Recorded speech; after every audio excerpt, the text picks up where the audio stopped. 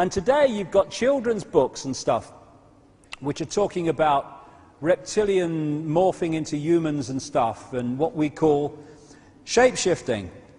Now, of course, when you're talking about this for the first time, about shape-shifting, I mean, people go, crikey, what is he on?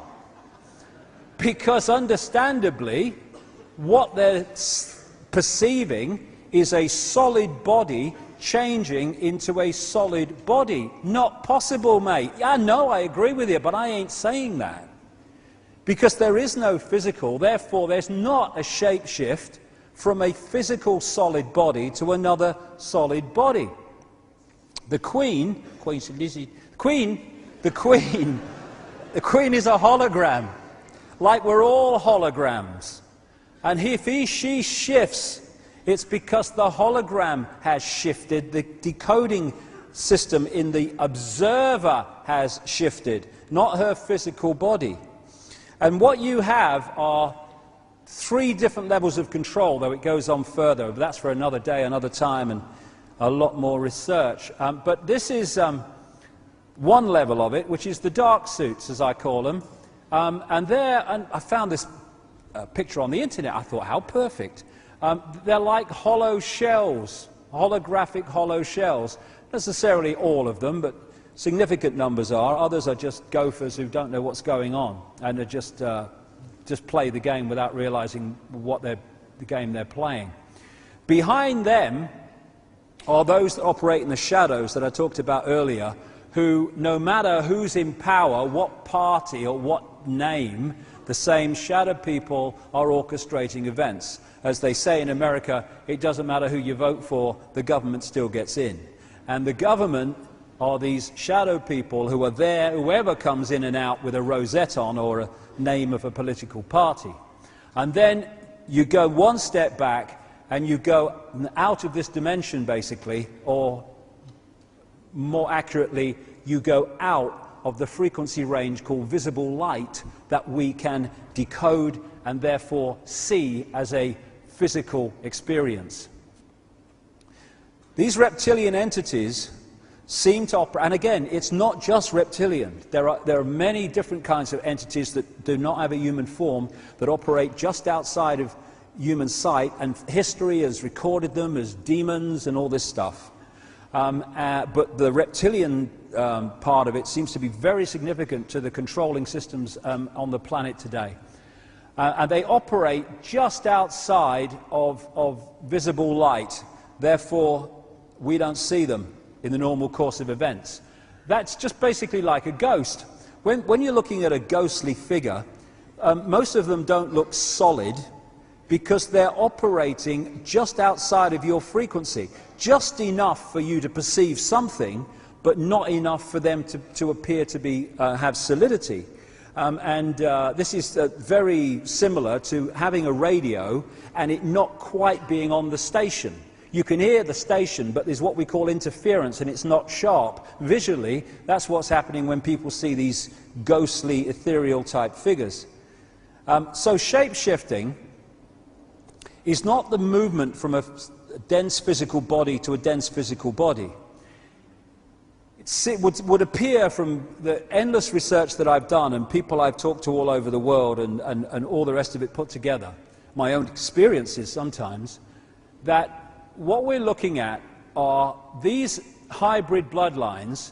Because of the hybrid nature of the DNA, the software program, they have a vibrational sympathy with that which interbred with them.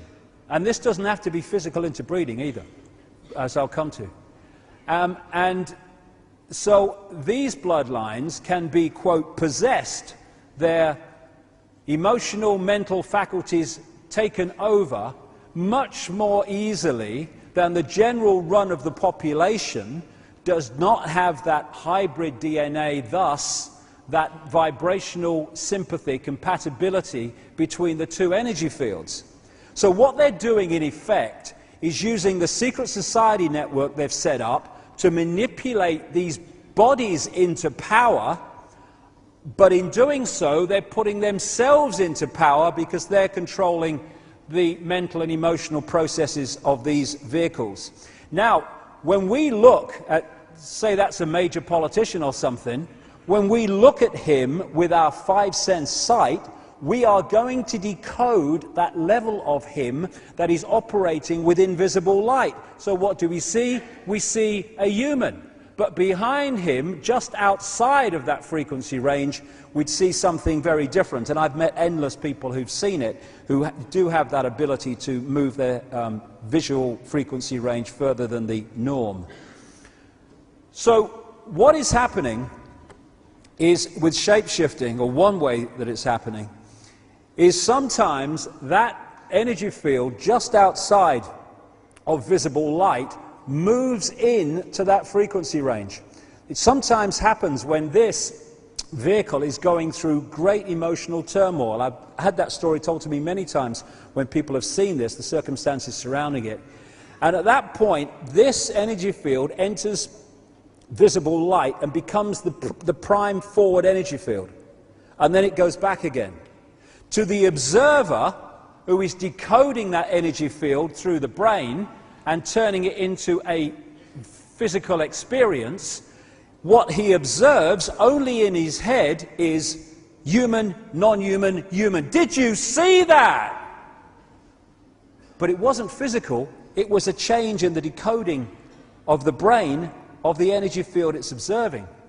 And this interbreeding can happen without coming into the physical, because these are energy fields, and these energy fields can send down genetic codes down into this reality.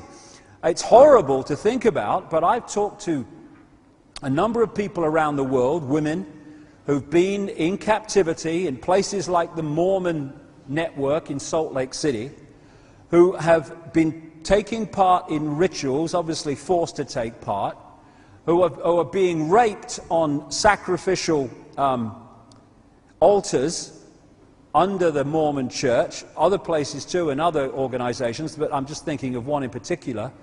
And she told me, in the same story I've heard elsewhere, she looked up while this rape's going on, and around the rapist was this ethereal, non-human figure. Through this energy connection, things can be sent through to affect the genetics, the software program of the child that results from that situation. Because to them, like I say, they know it's a computer, and they know the computer software can dictate behavior and perception, and they want puppets it may sound strange, but I feel for a lot of these people in power on the human level, because they're just puppets themselves, like bloody robots. Here you go. A lot of these people are not in control of their own perception. And this is why, you know, what they do a lot is they'll target someone. What they want to know is who's got the bloodline and who hasn't. Because this bloodline genetics won't manifest itself in cold-blooded behavior and all the rest of it that we see unless those codes are open. It's like having a computer. It's got lots of codes, but unless you open them, it doesn't affect the computer screen. In other words, the reality of the computer. You have to open it. And what they do is target a lot of these people. This is why they want a DNA database. They want to know who's got it and who hasn't. And that gives them, obviously, a great way of finding out. And then they target these people, and suddenly these people who know nothing about it, they're suddenly sponsored by very powerful people, and they become big in politics and law and all the rest of it. And through that, they get pulled into the secret society network, and they go through these rituals, and they think it's just some, you know, ancient ritual, it's just tradition. They don't realize that what these rituals are designed to do is to affect them genetically, to open these codes. And how that manifests itself in experience is of seeing people who, for instance, came into politics with a good intent to try to make a positive contribution, and they end up, after a while, being the absolute epitome of everything they came into politics to challenge, because there's been a process of personality takeover. It's not always for that reason, but that's one of them. So what we're looking at, I would suggest, but you know, people make of it what they will, are fields where we decode the human one, but behind it is another one that looks anything but human. And someone sent me this picture. I don't know who it's of, but he's got very reptilian-type eyes. And a friend of mine has been working